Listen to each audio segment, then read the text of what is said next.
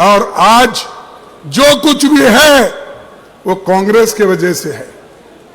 शिक्षा, दवाखाने, steel factories, पूरे देश में कुछ ना कुछ अगर दिखता है वो कांग्रेस का दिखता है। ये बहुत बड़ा अधिवेशन भी हुआ, बहुत से निर्णय भी हुए और सारे देश के जनता को अपनी आइडियोलॉजी का जो असर डालना था वो यहीं पर हुआ।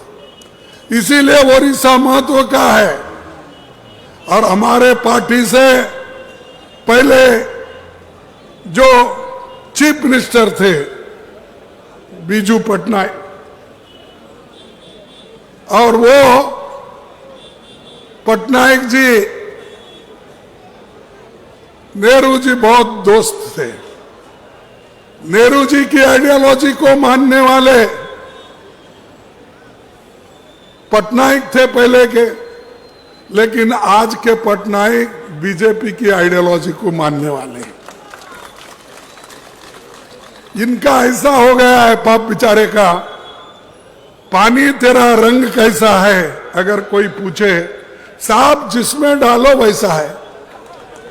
अगर आप हरा रंग डालो मैं हरा, पीला डालो पीला, भगवा डालो भगवा। तो ये ऐसी परिस्थिति इनकी है। अब वो पटनायक ये पटनायक की बहुत बड़ा फर्क है, बहुत बड़ा फर्क है। इसीलिए जो दोस्ती, कोई बोला यहां पर, हमारे इग्नोई ने बोला, अजय, डॉक्टर अजय कुमार ने बोला, वो आपने जरा गलत बोला कि वो दोनों उन दोनों को हमने शादी करवाई बोले। अरे तुम नहीं कराए भाई, वो तो लव मैरिज कर लिए हैं। वो एक दूसरे से मोहब्बत से मिलके कर लिए। कोई अक्षता नहीं डाला, कोई बिलाए नहीं, कोई साथ फेरे नहीं लिए, कुछ नहीं। कहां मिले वहां दोस्ती हो गई, और इसलिए दोस्ती हो गई, दोनों मिलके हम ओडिशा को बर्बाद करेंगे। ओडिशा का जो ये है माइंड से दोनों मिलके बेचेंगे। अगर खाना भी है तो मिलके खाएंगे। इस वजह से उनका जो लव मैरिज है उसको तुम पक्का मत समझो। लव मैरिज में कभी कभी उल्टा भी होता है। और दूसरी चीज, मोदी जी और खासकर हमारे पटनायक जी आज के क्या पाए, ये दोस्ती करके क्या पाए आपने? अरे कभी कभी डबल इंजन फेल होती है, और डबल इंजन काम नहीं करे तो पहला इंजन भी फेल होता है। देखिए कांग्रेस पार्टी ने प्रदीप पोर्ट दिया कि नहीं? प्रदीप,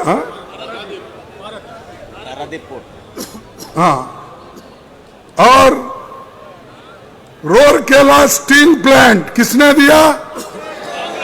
कांग्रेस ने दिया ना? क्या मोदी ने दिया? नहीं।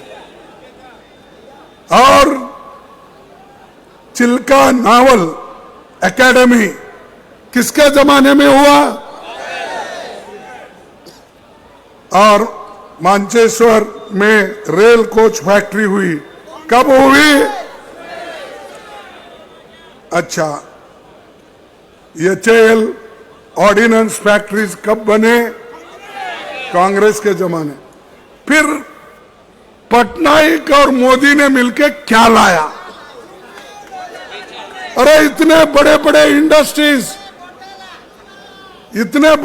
इंडस्ट्रीज कांग्रेस ने लाया, नेहरू जी ने लाया, और उस वक्त के पटनायक जी साथ दिए, ये काम हुआ।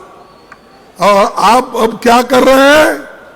बीजेपी के साथ मिलकर यहाँ के पूरे जो नैसर्गिक संपत्ति है इसको लुटाने के लिए परमिशन दे रहे हैं।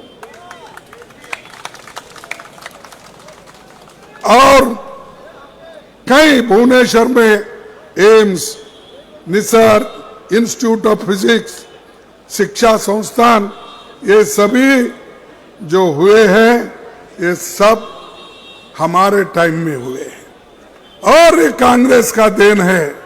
और हमारे को बार बार पूछते हैं मोदी जी, आपके पास आके पूछे या नहीं मुझे मालूम नहीं, वो हमेशा ये कहते हैं मोदी जी 70 साल में कांग्रेस क्या किया। अरे भाई हम 70 साल में कुछ नहीं करते, मोदी जी आप चीफ मिनिस्टर ही नहीं बनते थे। हम देश के संविधान को बचाए, देश के लोकतंत्र को बचाए, इसीलिए आप वहां हो। आप लोकतंत्र को खत्म कर रहे हैं, लोकतंत्र को बर्बाद कर रहे हैं, संविधान को बर्बाद कर रहे हैं। जो संविधान डॉक्टर बाबा साहब अंबेडकर, जवाहरलाल नेहरू जी ने मिलके यहाँ के देश के लोगों को एडल्ट फ्रेंचाइज दिया, यानी सभी लोग बराबर, सबको हक, पहले नहीं था, ब्रिटिश के जमाने में था। आज नीचे से काम करने वाले एक खेत मजदूर को भी उतना ही हक है वोटिंग का, और उसकी कीमत भी उतनी है जितनी एक जमींदार की है, बड़े मालिक की है। कारखाने में काम करने वाला एक मजदूर, उसके वोट को भी उतनी ही कीमत है जितना मालिक को है। ये किसने किया? हमने किया। और आपको सभी को अधिकार दिया। महिलाओं को सुनिए, पूरे देश में 50 साल 100 साल के पहले जहां भी डेमोक्रेसी है वहां महिलाओं को वोटिंग का अधिकार नहीं था। जैसा कि मनु ने महिलाओं को कमजोर करने के लिए उनका काम उन्होंने बताया सिर्फ घर में ही रहना ठीक है, लेकिन ये नेहरू जी की देन है, अंबेडकर जी की देन है। जब आपको आजादी मिली, जब संविधान बना, उस दिन से जब वोटिंग राइट आ गई, महिला को भी उसी दिन मिला। यह इतिहास है और दुनिया में कोई ये काम नहीं किया, हिंदुस्तान ने किया। और हिंदुस्तान ने करके आज महिला को चाहे जिला परिषद, ग्राम पंचायत, एमएलए, एमपी, आज जो इतने लोग, बड़े बड़े लोग, महिला बहुत बड़े अपने पोस्ट पे है, ये सब हमारी देन है, कांग्रेस की देन है। और ये लोग कांग्रेस के खिलाफ रोज उठ के बोलते हैं।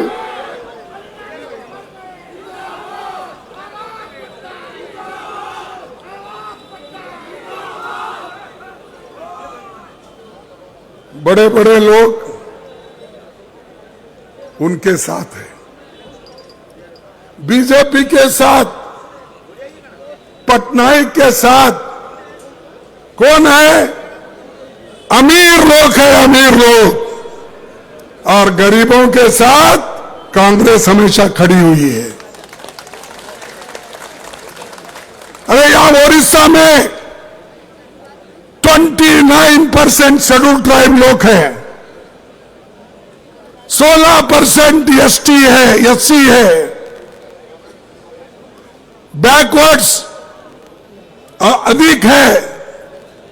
इसके बावजूद भी इन लोगों को कोई आज तक बड़ा काम नहीं मिला।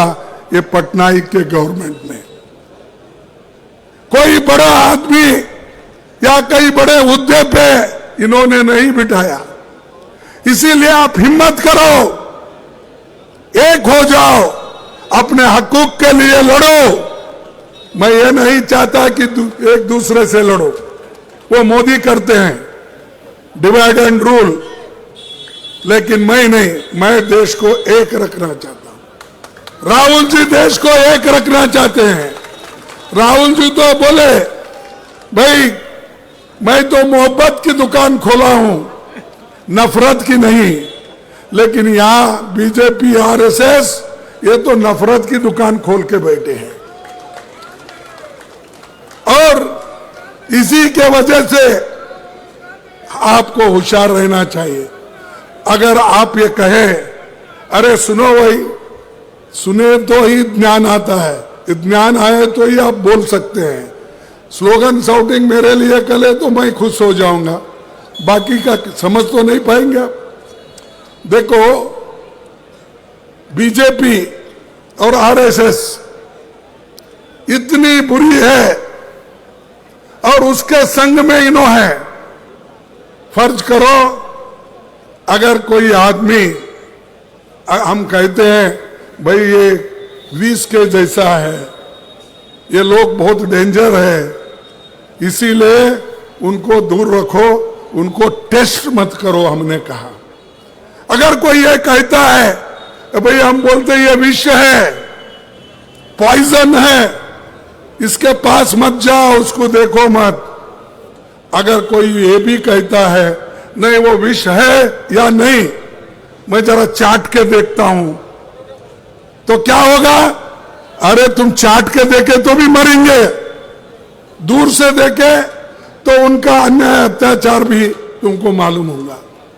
तो जैसा ये आरएसएस और बीजेपी ये विष जैसे है, पॉइजन है, एक एक करके हमारे हकों को छीन ले रहे हैं। एक एक करके हमारे जितने भी हक थे, महिलाओं के हो, एसटी के हो, एससी के हो, वो सब खत्म कर रहे। आप देखिए बाजू मणिपुर में क्या हो रहा है, हजारों लोग मर रहे हैं, महिलाओं का रेप हो रहा है, सैकड़ों गाड़ियां जल गए, घर जल गए। कहां है मोदी जी, कहां है बीजेपी? यहां सिर्फ हमको दिखाने के लिए वहां यहां ऐसा फिरते हो। जाके अपनी सूरत बताओ मणिपुर में, जाके बताओ नागालैंड में, तब आपको मालूम होगा। देश को एक रखने के लिए अगर कुर्बानी भी देना पड़ती है तो आपको देना पड़ेगा, क्योंकि आप में वो हिम्मत नहीं। जब इंदिरा गांधी जी को कहा गया, और इंदिरा गांधी जी भी ये जानती थी कि आज नहीं कल मुझे धोखा है, मेरे जान को खतरा है, फिर भी मैं डरने वाली नहीं है, बोल के उन्होंने अपना आखिरी भाषण कहां कहा था? यही कहा था। जो नेता ने आखिरी भाषण यहां कही, जाने का बाद उनके शरीर में 32 गोली डाल के उनको मार दिया। क्या कसूर था? क्या किसी के पैसे लूटे थे? क्या किसी का माइन लूटा था? क्या किसी की संपत्ति हड़प की थी? उन्होंने देश को एक रखना चाहते थे, लेकिन ये लोगों ने मार दिया। राजीव गांधी यही चाहते थे, जैसा मां देश को एक रखना चाहती है वैसा ही हम भी करेंगे।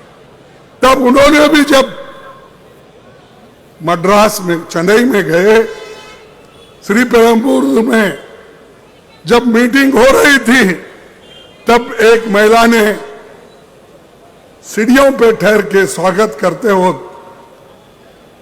वो महिला अपने कमर पे मानो बम बनाकर लेकर बांध के लेके गई थी, और वो हार डालते डालते उनके गले में बम स्फोट हुआ और राजीव जी के देह का, शरीर का टुकड़े टुकड़े टुकड़े हो गए। उनका सूरत भी कोई पहचानता नहीं था। उनका शरीर के हर एक भाग अलग अलग हो गए थे। वो किसके लिए उन्होंने किया? वो देश के लिए किया कि अपने लिए किया? बोलिए आप। फिर ये पटनायक को समझ में नहीं आता, ये आरएसएस को समझ में नहीं आता, ये बीजेपी को समझ में नहीं आता। ऐसे लोग हमारे देश के लिए जान दिए और मोदी जी सबकी जान ले रहे। वो ये जानते हैं, भाई डालो, हमारी बात नहीं सुनता, ईडी का रेड करो, इनकम टैक्स का रेड करो और आईटी का रेड करो। ये सब करके उन्होंने हुकूमत चला रहे। हम प्रेम से हुकूमत चलाए, एक दूसरे को गले लगा के हमने सरकार चलाई और आज जो कुछ भी है वो कांग्रेस के वजह से है। शिक्षा, दवाखाने, स्टील फैक्ट्रीज, पूरे देश में कुछ ना कुछ अगर दिखता है वो कांग्रेस का दिखता है। उनके क्या दिखते हैं? उनका कुछ नहीं। लोगों को लड़ाने के लिए चलो तुम लड़ते रहो, मैं मजा करता हूं बोल के वो लोग अपनी छवि बना लिए हैं। तो आपको सोचना है। आपको और एक बात कहता हूं, ये आखिरी चुनाव है। मोदी अगर फिर से आए तो नई चुनाव होंगे, नहीं करने देगा और डिक्टेटरशिप आएगी। तुम मानो या न मानो, अभी भी देख रहे हैं आप। परसों ही हमारे पास के एक नेता को उधर लेके गए, इंडिया का गठबंधन का। कौन है?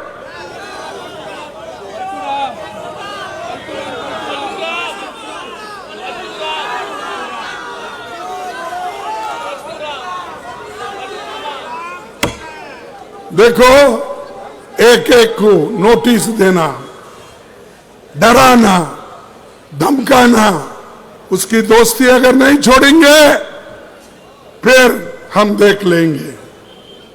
डर के कोई दोस्ती छोड़ रहा है, कोई पार्टी छोड़ रहा है, कोई गठबंधन छोड़ रहा है। अरे इतने डरपोक लोग अगर रहे तो क्या यह मुल्क बचेगा? क्या यह संविधान बचेगा? क्या यह डेमोक्रेसी बचेगी? इसीलिए ये आखिरी चांस है आपको वोट देने का।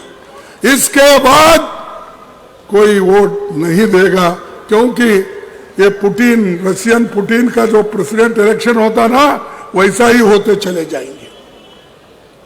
ध्यान में आ रहा है आपको? इसके बाद नो चुनाव, उन्हें अपनी ताकत के ऊपर वो चलाएंगे, चुन के आएंगे, 200 लाएंगे, 300 लाएंगे, 400 लाएंगे, 500 लाएंगे।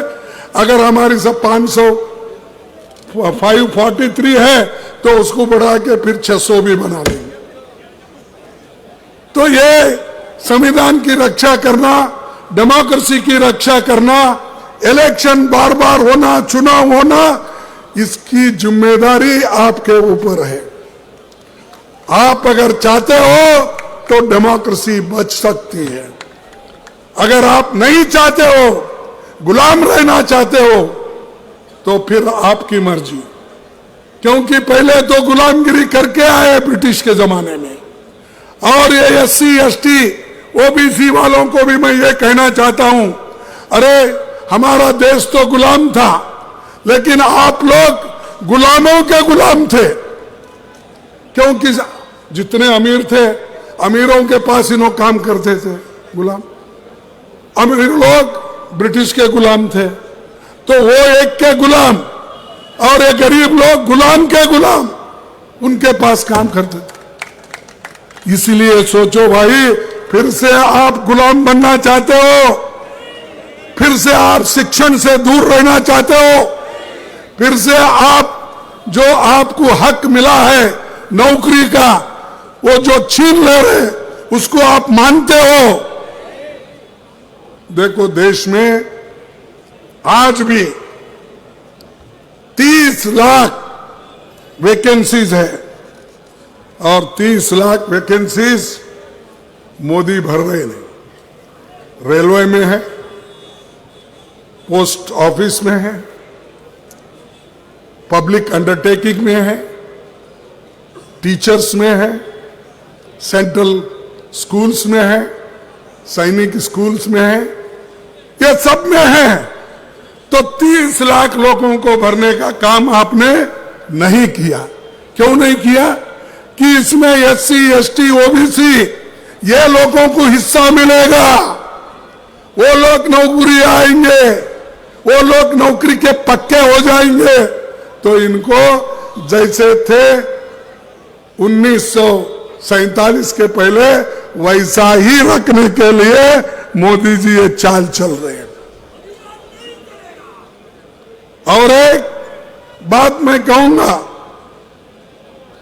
एक मोदी साहब की एक आदत है झूठ बोलना। आप कोई दूर दूर रह के कोई बीजेपी या बीजेडी के लोग सुन रहे हैं, तो मैं आपको पूछना चाहता हूं, 2 करोड़ नौकरियों का वायदा किसने किया? अब कम से कम 20 करोड़ नौकरियां होना था। दिए आपको नौकरी, फिर बोल रहे हैं आज पेपर तो आप रोज पढ़ते हैं, पेपर में हेडलाइन क्या है? मोदी की गारंटी। मोदी की गारंटी क्या है? 2 करोड़ नौकरियां नहीं देना। ये मैं झूठ बोल रहा हूं? उन्होंने बोला 15 लाख काला धन बाहर से लाके आपके जेब में डालूंगा। डाले? फिर कौन झूठ बोल रहे? अरे जोर से बोलो ना, कौन झूठ बोल रहे? मैं झूठ बोल रहा हूं, राहुल गांधी झूठ बोल रहे, सोनिया गांधी झूठ बोल रहे। अरे आप बोले सो बात, हम अगर बोलते तुमको थोड़ा खिचखिचाहट होती है। आपने ही कहा, हम नहीं कहे। किसान की आमदनी 2 गुना करेंगे, किसने बोला? मोदी। किया? फिर झूठ कौन बोले? और झूठों के सरदार उन्होंने हो गए, कांग्रेस को गालियां देते। कांग्रेस क्या कर रही है? अरे हमने तो ये सब किया, बहुत कुछ है मेरे पास, वक्त कम है क्योंकि आप बहुत देर से इंतजार कर रहे हैं, इसलिए मैं उसको कम कर रहा हूं। ये आपने किया। हमने क्या किया? गरीब को काम मिलना, नरेगा योजना लाई, गरीब का पेट भरना, कम से कम बच्चों का, गरीब का 1 दिन की रोटी तो उसको मिले, 1 दिन का चावल तो मिले। तो इसीलिए मनरेगा स्कीम भी लाए और फूड सिक्योरिटी एक्ट भी लाए। आपने क्या किया? मैं 80 करोड़ लोगों को फ्री दे रहा हूं। अरे भाई, फ्री देने से पहले कौन दिए? कांग्रेस दिया। अब 5 केजी बढ़ा के उसमें रख के मैं इतना फ्री राशन दे रहा हूं, देश के लोगों को मैं, हमारे माताओं को मैं पेट भर रहा हूं। अरे मनरेगा हमने किया, फूड सिक्योरिटी एक्ट, क्या बोलते हैं उसको, अन्न सुरक्षा कानून हमने किया, और बच्चों को पढ़ाई के लिए हमने फ्री एजुकेशन किया। ये सब हमने किए, फिर भी मोदी जी झूठ बोलना नहीं कहते। उनके आदत है, पाप आदत से मजबूर है। अगर मोदी जी और पटनायक, यहां के चीफ मिनिस्टर, मिल के काम करके अगर आपको खुशहाली के तरफ ले जाते हैं तो ठीक बात है, लेकिन दोनों मिलकर और क्या किया? यहां ओडिशा से बहुत से हमारे नौजवान बच्चे बेंगलुरु जाते हैं, चेन्नई जाते हैं, बंबई जाते हैं, दूसरे तरफ जा रहे हैं। क्यों? क्यों? तुम क्या कर सो रहे हो? आप नहीं सुनते, इतने बच्चे, इतने लड़के, इतने लड़कियां जो बाहर जा रहे हैं, छोटी सी नौकरी करते हैं, और तुम उनको भगा रहे। उनकी बात आप नहीं करते। आप उनकी बात इसलिए नहीं करते हैं, वो गरीब है। आप किसकी बात करते हैं? अदानी की बात करते हैं, अंबानी की बात करते हैं, टाटा बिरलाओं की बात करते हैं, लेकिन छोटे लोगों की बात करते नहीं। इसीलिए ये लड़ाई भी अमीर और गरीबों के बीच में है। हम गरीबों को साथ दे रहे हैं और ये लोग अमीरों का साथ दे रहे हैं। क्या आपको चाहिए गरीबों का साथ देने वाला सरकार या अमीरों के साथ देने वाला? तो आप मन बनाइए, सब लोग मिलके काम कीजिए। इन्होंने पटनायक भी बोले, मैं हर एक ब्लॉक में 35% इरिगेशन करूंगा। सच है नहीं? क्या मैं झूठ बोल रहा हूं? उन लोग झूठ बोल रहे। उन लोग झूठ बोल रहे। 35% इरिगेशन फैसिलिटी का इन्होंने 11 और 12 और 20 साल से वायदा अधूरा है। सबसे ज्यादा कांस्टेंट आपको, आपकी गवर्नमेंट तो कभी नहीं गई ना, कंटिन्यू है। फिर कंटिन्यू गवर्नमेंट को यह काम करने के लिए क्यों नहीं हो रहा है, मैं पूछता हूं। और उसके बाद कोल्ड स्टोरेज भी बोले आप। 314 ब्लॉकों में कोल्ड स्टोरेज सुविधा मिलेगी। अब 20 साल हो गए, कितने मिले मुझे मालूम? तुम्हारे गांव में मिले? अरे ये 314 ब्लॉक में कोई किसी, आप किसको तो मिला होगा? 300 लोगों को तो मिला नहीं भाई, 100 को तो मिला होगा नहीं, 200 को तो मिला होगा नहीं, तो 14 को तो मिला होगा। ऐसा कैसा होता भाई? इतना झूठ बोलते हैं आपके चीफ मिनिस्टर। तो आप सोचो, अरे भाई एक आदमी ऑफिसर को ला के बिठा के आप गवर्नमेंट चलाते हो? क्या यहाँ के नेता लोग जिंदा नहीं है? वो काम नहीं कर सकते? अरे ओडिशा के ऑफिसर्स, ओडिशा के लीडर देश को मार्गदर्शन कर सकते हैं। तुमको मार्गदर्शन करने के लिए बाहर का आदमी चाहिए। क्यों? क्योंकि आपकी खुशामदी करते फिरता है। और उसकी क्या जरूरत है भाई? तुम्हारे पास बहुत लोग हैं, पढ़े लिखे हैं, बहुत से आईएएस भी है, आईपीएस भी है, और ये अब खेती भी अच्छी हो रही है, राइस भी यहाँ पर ज्यादा प्रोडक्शन हो रहा है। इतना रहते हुए भी एक ऑफिसर के पीछे गिरे। उनको कुछ बना है ना? ऑफिसर रात खाली चला रहे सर, कुछ नहीं किया। नहीं भाई, उनको कुछ राज्यसभा मेंबर बनाए हैं क्या, एडवाइजर बनाए क्या है? तो एक आदमी बाहर का आके एडवाइजर बनता। तुमका एडवाइस नहीं चाहिए उनको।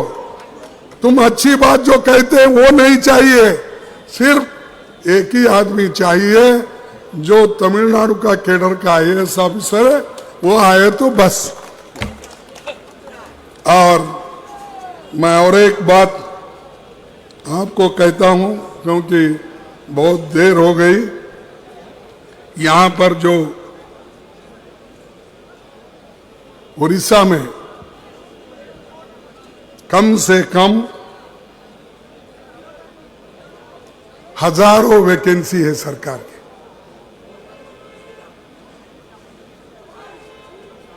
ओडिशा में 45 लाख से अधिक नौजवान बेरोजगार हैं और 2,36,000 पद विभिन्न सरकारी विभागों में खाली है। हर डिपार्टमेंट में कम से कम 2,36,000 नौकरियां खाली है। दो भाई नौकरियां। जब 45 लाख नौजवान लोगों को नौकरी नहीं, कम से कम 2 लाख तो दीजिए। ये आंकड़े मेरे नहीं है, सेंट्रल गवर्नमेंट के। ये मैं नहीं बनाया, सेंट्रल गवर्नमेंट ने जो हमारे को पार्लियामेंट में कहती है उसका हमने नोट कर लेके आए हैं। और हमको मत सिखाओ कैसा चलाना, कैसा बोलना, कैसा। ये इनकी एक चाल है, गरीबों को तंग और तबाह करना और पार्टनरशिप में गवर्नमेंट चलाना। ये उनका एक हमेशा एक बहुत बड़ा ये साजिश है। और कई लाख लोग, कई लाखों रुपए लूटे गए माइंस में, 20,000 करोड़ रुपए चिटफंड में गए या नहीं गए। तो अब आप ही सोचिए, इनको फिर से अधिकार देना क्या, फिर से यहाँ के एमपीज को फिर आप वोट देकर फिर मजबूत करेंगे, करप्शन को मजबूत करेंगे, गरीबों को तबाह करने वालों को मजबूत करेंगे, गरीबों के हकूक छीनने वालों को आप मजबूत करेंगे। इसीलिए आपसे मैं आपको एक ही निवेदन करता हूँ, और हमारे जो महिलाएं हैं, उड़ीसा के गरीब काम करने वाले, और वो तो महंगाई आप बेचारों गरीबों को मालूम होती है, दूसरों को महंगाई की मार नहीं गिरती है, क्योंकि वो अमीर है, कितना बोले उतना लाता, पूछता भी नहीं अपना नौकर कितने में खरीदा, सीधा कोई लाता है, घर भर लेता है। लेकिन इसकी मार, तेल, आटा और बाकी के जो किराने के सामान है, दाल है, पल्सेस है, ये खरीदने वालों को मालूम होता है कितना महंगा है, उसको कितना पैसे देना पड़ता है। तो ये जो चीजें हैं हम हमेशा पार्लियामेंट में भी उठाते हैं, अनएम्प्लॉयमेंट का उठाते हैं, किसानों के बारे में भी हम उठाते हैं, लेकिन मोदी जी इसके बारे में बात करने के लिए तैयार नहीं है। 146 एमपीज को उन्होंने सस्पेंड किया, बाहर डाला, और जो कानून थे, जो गैर कानून थे, जो ठीक नहीं थे, पब्लिक के लिए ठीक नहीं थे, वो जो हम लड़ रहे थे, वो लड़ने वाले लोगों को एक एक करके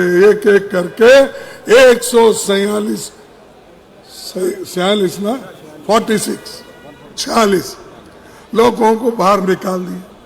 अरे ऐसी डेमोक्रेसी चलती, सबको बाहर निकाल के अगर आप अपनी सरकार को चलाते हैं, आगे सबको वोटिंग पावर भी आप नहीं देते, बंद करके अपने रशिया के पुतिन के जैसा आप चलेंगे। तो भाइयों, मैं एक ही आपको विनती करता हूं कि लिबर्टी, इक्वालिटी, फ्रेटर्निटी और जस्टिस, ये 4 मुद्दों पे हमारा जो संविधान खड़ा हुआ है, इसको आप मजबूत करो, इसके लिए लड़ो, और हम आपके साथ हैं। आप डरो मत। अब राहुल गांधी को डराने की बहुत कोशिश हो गई, क्या डर गए? हमारी यात्रा निकली मणिपुर से गया असम, नागालैंड से मणिपुर, आसाम से अब निकला वेस्ट बंगाल, और उसके बाद बिहार, झारखंड, सब बात है आगे। तो ये जो हम कर रहे हैं, किसी को खुश करने के लिए नहीं ना, जनता के जो समस्या है उसको हम हाईलाइट करने के लिए हम कर रहे हैं। तो इसीलिए भाई ये समझिए, सोचिए, और जो एक नौजवान लीडर कन्याकुमारी से लेकर कश्मीर तक पैदल चलता है जनता के समस्याओं को छुड़ाने के लिए, उसको साथ देना हम सबका कर्तव्य है। और बैठ के खाने वालों को आप सपोर्ट करेंगे, या जो आदमी कन्याकुमारी से कश्मीर और मणिपुर से महाराष्ट्र तक चलने वाले, तुम्हारे समस्या को हाईलाइट करने वाले को आप मदद करेंगे? बोलिए। तो इसीलिए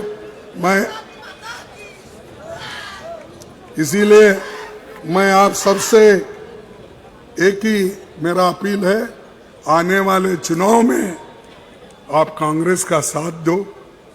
हम इंडिया गठबंधन तो रखे हैं, बहुत से लोग इसको सपोर्ट कर रहे हैं। जरा जरा ठीक है, बाद में जरा उतरने दो, उसके बाद में ठीक हो जाए। तो इसीलिए जो चंद लोग कर रहे हैं कि किसी एक व्यक्ति जाने से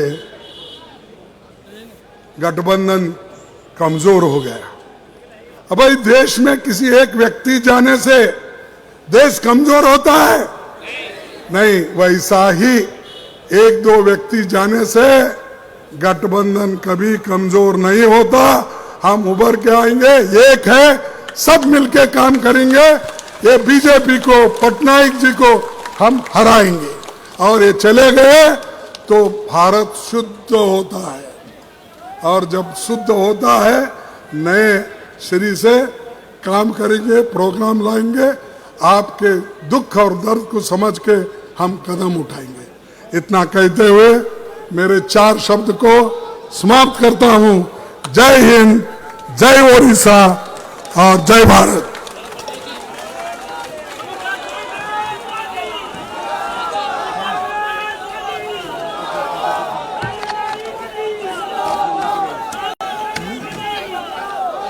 वर्तमान आपण मान को खाली घोषणा करने चाहे यार पर पुणे आगामी फेब्रुआरी मास जो राहुल गांधी भारत जोड़ो न्याय यात्रा आरंभ होगा जाऊँगी एवं वर्तमान से आपण मान को जनईदेवु मोर सांगे समस्त टे स्लोगान देवे एक सांगे स्लोगान दे देते श्री मल्लिकार्जुन खड़गे जी जिंदाबाद, श्री मल्लिकार्जुन खड़गे जी जिंदाबाद, श्री मल्लिकार्जुन खड़गे जी जय कांग्रेस, जय कांग्रेस, राहुल जी, राहुल जी बहुत बहुत धन्यवाद। वर्तमान आपण मान को सम्मुख श्री मल्लिकार्जुन खड़गे जी परम आदरणीय नेता जे आसिक आपण मान का आगे संबोधन धन्यवाद देवे आम जिला कांग्रेस कमिटी सभापति। बर्तमान मुझे आपण मान को अनुरोध कर नेशनल सॉन्ग गाइबा एथपाई आपण समस्ते सावधान होकर रही जनगण मन आरंभ कर फूल देला परे नेशनल सॉन्ग बोल रहे हैं।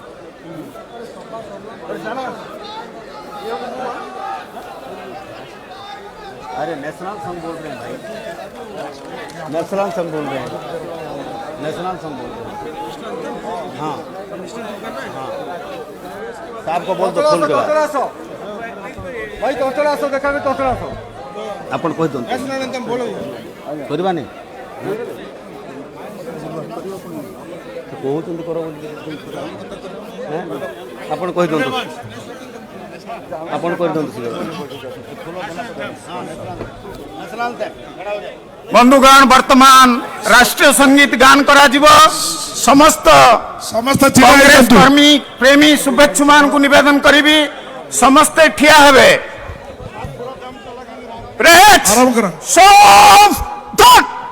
राष्ट्र के सुर करेंगे। जनगण अधिनायक जय हे भारत भाग्य विधाता पंजाब सिंधु गुजरात मराठा द्राविड़ उत्कल बंग विंध्य हिमाचल यमुना गंगा उच्छल जलधि तरंग तब शुभ नामे जागे तब शुभ आशीष मागे गाहे तब जय गाथा जनगण मंगलदायक जय हे भारत भाग्य विधाता जय हे जय हे जय हे जय जय जय जय हे। आजाद हिंद जिंदाबाद, आजाद हिंद जिंदाबाद, कौम मिनारा वंदे मातरम। धन्यवाद।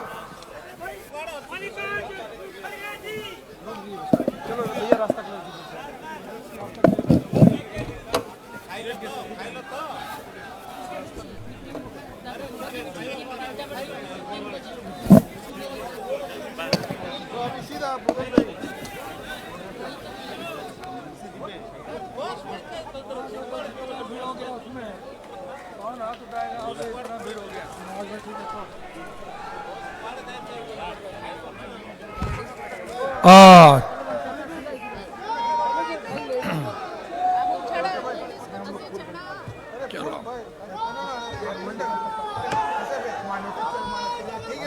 जय जगन्नाथ।